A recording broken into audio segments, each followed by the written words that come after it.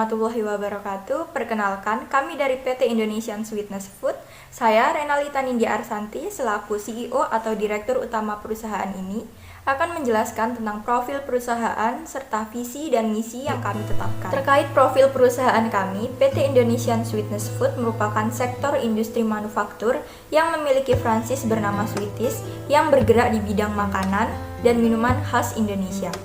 Sweeties ini ialah franchise terbesar pertama di Indonesia yang berdiri pada tanggal 20 Agustus tahun 1999.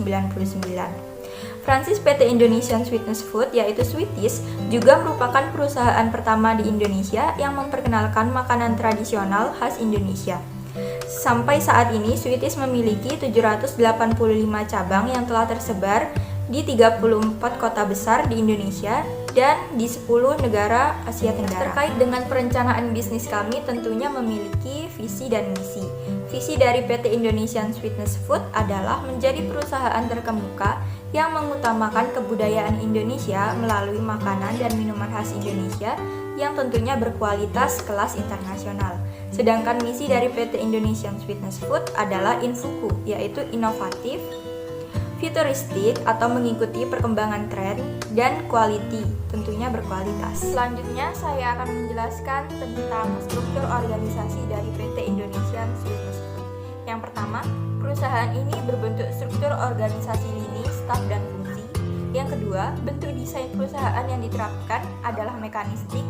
Yang ketiga, jenis desain perusahaan yang digunakan adalah struktur matriks. Dan yang terakhir, departementalisasi perusahaan yang digunakan adalah fungsional. Saya akan menjelaskan terkait struktur organisasi. Pengertian struktur organisasi adalah spesifikasi dari aktivitas-aktivitas serta menunjukkan bagaimana fungsi atau aktivitas-aktivitas yang berbeda satu sama lain di dalam suatu organisasi. CEO atau Direktur Utama dipimpin oleh Renalita Nindya A.B.Bus M.Com yang bertugas sebagai pemeran utama dalam membuat keputusan-keputusan dalam skala besar terkait perusahaan demi kebutuhan dan keberlangsungan. Ada macam-macam direktur. Pertama, Direktur Pemasaran dipimpin oleh Irmalia Alisa Hadi B.Bus B.M.B.A. M.Com, bertugas sebagai mengawasi dan mengembangkan Departemen Pemasaran, mengawasi survei pasar, pesaing, dan survei pelanggan, menjaga dan melaporkan kesesuaian peralatan dan perangkat lunak untuk tujuan pemasaran langsung. Dan manajer pemasaran ini dipimpin oleh Hawa Edinia S.E. Bekom, bertugas mengelola, mengawasi, dan mengarahkan tim Departemen Pemasaran, mempromosikan franchise ke publik melalui media sosial, iklan, dan lain-lain. Direktur Operasional yang dipimpin oleh Liria Wenda B.Bus B.Com M.A.S.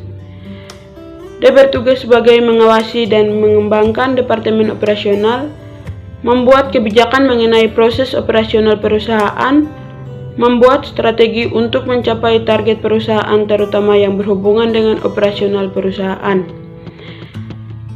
Ada juga manajer operasional yang dipimpin oleh Nadia Astadewi PASEM, bertugas mengawasi dan mengarahkan tim Departemen Operasional, meningkatkan efektivitas dan efisiensi operasional perusahaan, mengawasi proses produksi barang. Ada juga Direktur Personalia yang dipimpin oleh Ratna Eka Susanti S.E.M.Sc.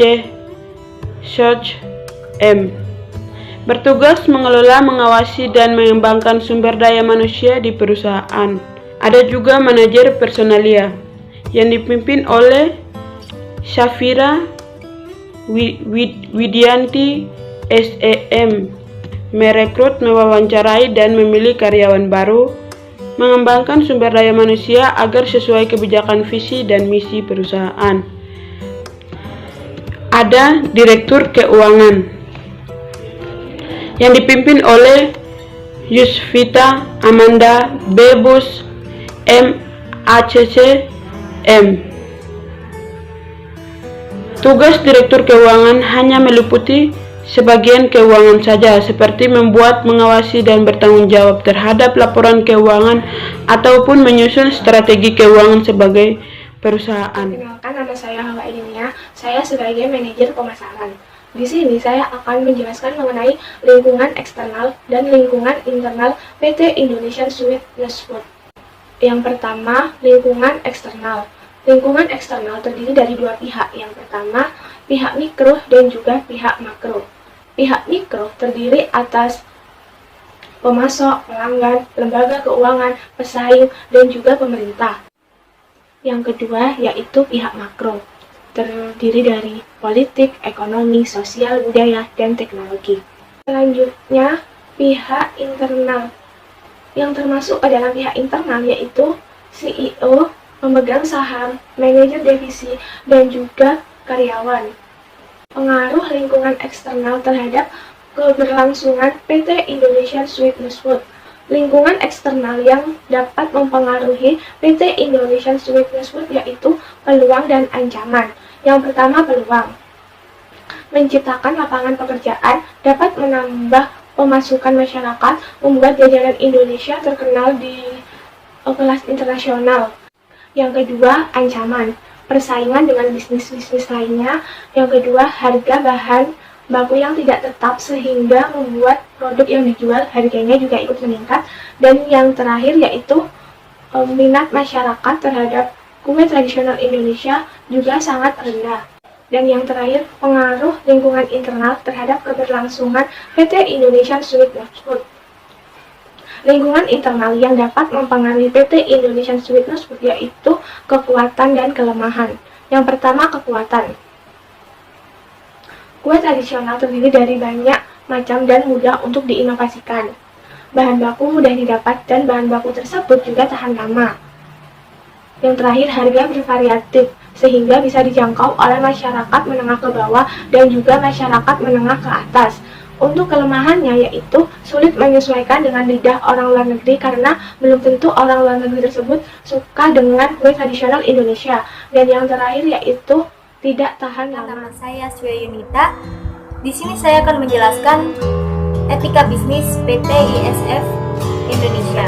Etika bisnis yang diterapkan oleh PT ISF adalah sebagai berikut. Pertama, menyediakan produk dan layanan berkualitas sesuai dengan preferensi konsumen. Kedua, menawarkan harga yang sepadan dengan kualitas produk. Tiga, pelayanan terbaik, cepat dan akurat. 4. Fasilitas yang sangat cocok untuk konsumen. 5. Persaingan antara perusahaan kuliner lain dengan cara sehat dan kompetitif. 6. Bekerja sama dan rajin bekerja. 7. Bersaudara dengan karyawan. 8. Pembayaran gaji karyawan yang tepat waktu, serta pemberian bonus kepada karyawan yang berkinerja baik. Pengusaha memiliki harapan, dan harapan itu tentunya menginginkan bisnis ini bisa terus berkembang besar dan selalu jadi yang terbaik.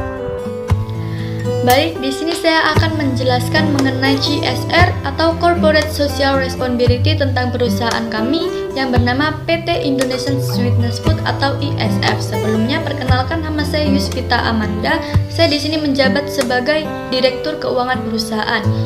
Sejak berdiri lebih dari 22 tahun yang lalu, perusahaan kami selalu berusaha untuk menjadi perusahaan yang melalui penciptaan nilai tambah bagi masyarakat berdasarkan prinsip pembangunan bersama. Kami mempunyai 4 program CSR. Yang pertama bernama ISF Peduli Kesehatan. Perusahaan kami secara konstan selalu menekankan pentingnya isu kesehatan anak dalam setiap program-program CSR-nya. Komitmen ini diwujudkan dalam bentuk vaksinasi, hitanan massal, dan donor darah. Yang kedua bernama ISF Peduli Lingkungan. Program ini bertujuan komitmen perusahaan terhadap tanggung jawab lingkungan dan pelestarian alam. Salah satunya dilaksanakan melalui program penghijauan, yaitu penanaman benih-benih tumbuhan dan pepohonan di sekitar pinggiran jalan agar bebas dari polusi udara. Yang ketiga adalah ISF Peduli Pendidikan. Sebagai perusahaan yang berkomitmen untuk meningkatkan kesejahteraan masyarakat melalui pendidikan dan meningkatkan akses masyarakat terhadap pendidikan di tanah air, program CSR ISF di bidang pendidikan menjalankan sejumlah program. khususnya memberikan beasiswa kepada para pelajar dan juga para mahasiswa di Indonesia yang terpilih. Yang keempat bernama ISF, Gelar Pelatihan Kewirausahaan. Sebagai wujud kepedulian terhadap masyarakat sekitar, perusahaan kami menggelar program pelatihan yang bernama peningkatan kompetensi pelaku UKM kuliner. Kegiatan ini bertujuan untuk membantu UKM di bidang kuliner untuk meningkatkan keterampilannya. Kegiatan ini merupakan bagian dari komitmen perusahaan untuk meningkatkan pengetahuan dan keterampilan bisnis, khususnya bagi UKM. Peserta pelatihan didominasi oleh perempuan dan PKK dan UKM. Nah, sekian materi dari saya. Terima kasih. Perkenalkan, nama saya Nadia Astadewi Putri Abdullah yang menjabat sebagai manajer operasional. Di sini saya akan menjelaskan tentang perencanaan dan implementasi strategi PT Indonesian Sweetness Food.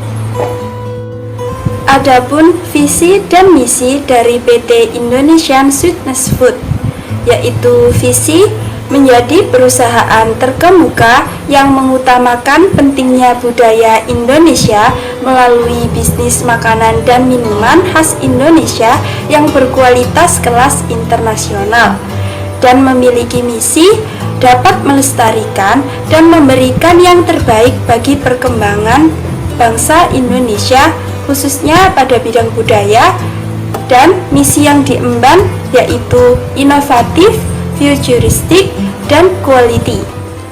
Adapun produk-produk unggulan dari PT Indonesian Sweetness Food yaitu kue pukis modern, kue cubit, onde-onde, getuk, dan es kopi klepon.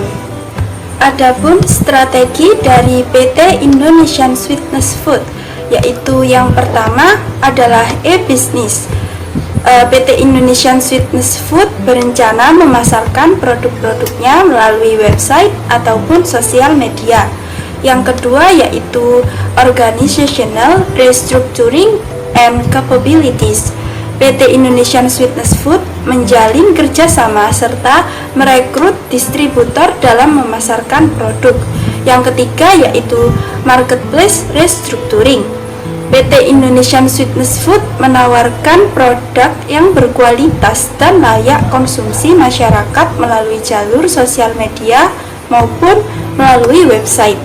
Dan yang keempat, marketplace and product development. PT Indonesian Sweetness Food telah memodifikasi jajanan tradisional dengan menambahkan berbagai inovasi baru di dalamnya. Dan yang kelima, positioning and differentiation strategies, di mana PT Indonesian Sweetness Food sangat mementingkan kualitas dan cita rasa dari produk-produk unggulannya. Perkenalkan, nama saya Ratna Eka Susanti. Di sini saya sebagai Direktur Personalia. Saya akan menjelaskan mengenai strategi analisis SWOT dari perusahaan kami, yakni PT Indonesian Sweetness Food.